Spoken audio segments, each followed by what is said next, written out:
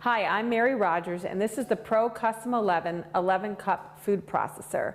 It has a nice square base on the bottom, and inside is an induction motor, which is really powerful, and it's so powerful it's able to knead really heavy doughs.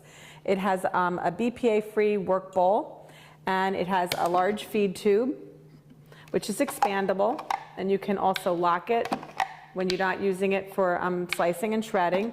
You just slide this on, press it down to lock it into place, and it also has inside a small feed tube which allows you to add ingredients when you're food processing, or you can even use it to slice and shred. So that's your small food pusher. The way you activate the food processor, it has paddle controls. You just press the on button and it runs continuously. Press the off button and it will stop. You can also use this button to pulse intermittently. So you just press it down. We usually say hold it down for in increments of 1 second or less, and that gives you really great control over your processing needs. So let's look at some of the accessories that come with your food processor. First, you have your S blade or chopping blade. Always hold it by the plastic hub. This you will get a lot of use out of. It's for mixing, pureeing, also doing things like mincing.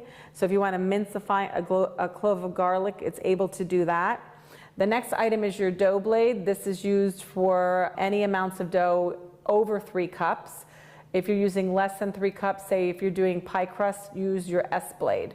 This dough blade is meant to be used for pizza dough, bread dough, any type of yeast-based doughs. Next, you have 3 discs. The one in the front is the 2mm disc. That's great for slicing potatoes really thin for like an au gratin. Your next one is a 4mm disc that happens to be what we call a regular medium slice. You can use that for doing any type of sliced vegetables or fruit salad, or even string beans for French cut string beans. And the last item here, which is your disc, is your shredding disc. Use this for shredding any kind of cheese, like for pizzas or any needs like that. To use your disc, you use your stem adapter and you line up the arrow on the disc with the stem adapter. You hold it down and twist it to get it in the right place. Always put your disc on a countertop, make sure it's on a flat surface when you're mounting your stem adapter. To remove it, you just pull up this lever, twist, and remove it. One of the last items I want to show you is your compact flat cover. This comes in really handy when you're doing tasks that are really confined to the bottom of the work bowl. So that would be chopping, mixing, pureeing, doing any type of bread dough. Make sure that your Cuisinart logo is in the front. You put it down, you twist it to lock it into place. It has a small removable feed tube, a little hole in the bottom, so if you need to incorporate any oil or liquids for an emulsification, use that. To remove it, you just twist it, turn it, lift it, and remove it. The last item here is your spatula, which comes with your food processor. Use the flat edge around the work bowl, and that's how you scrape down the sides to make sure you incorporate everything that you need to incorporate. And then also the food processor comes with a how-to DVD. Make sure you watch it because it'll give you some great tips and recipe demonstrations that'll give you ideas on how to get the most out of your food processor. So with that, today I'm going to show you something that I like to make for the holidays. I happen to have Thanksgiving every year, so I know how much work it is to put Thanksgiving together. And this is a really quick and easy, no-cook cranberry relish. First, we're going to put in our S blade, because we're going to do some chopping, and we're going to put in the sugar, along with our orange zest. And this is a really cool way to do this. You just put on the lid.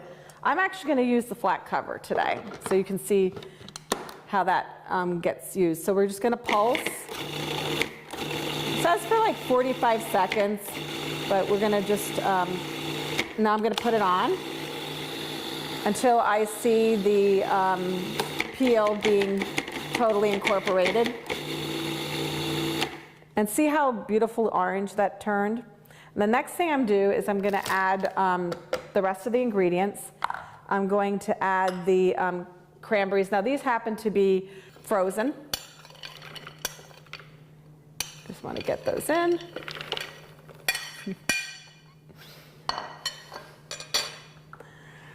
I'm gonna put in my orange slices.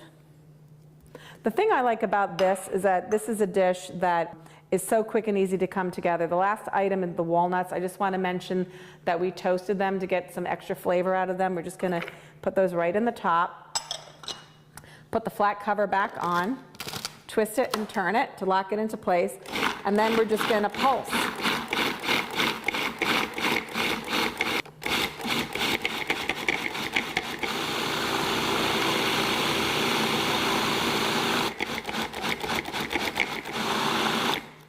Depending on how you like your cranberry relish, just keep an eye on the process. I like mine really, really smooth, but let me show you this. I'm just gonna show you how consistently this came out. Look what a beautiful cranberry relish we made in minutes. And I have to tell you, when I do Thanksgiving, you're cooking for days. So if you can put together something like this just in seconds, and you have a beautiful fresh cranberry sauce with, you know, a nutty flavor and a little citrus on it, it couldn't be easier to help you in the kitchen by having a great food processor at your side.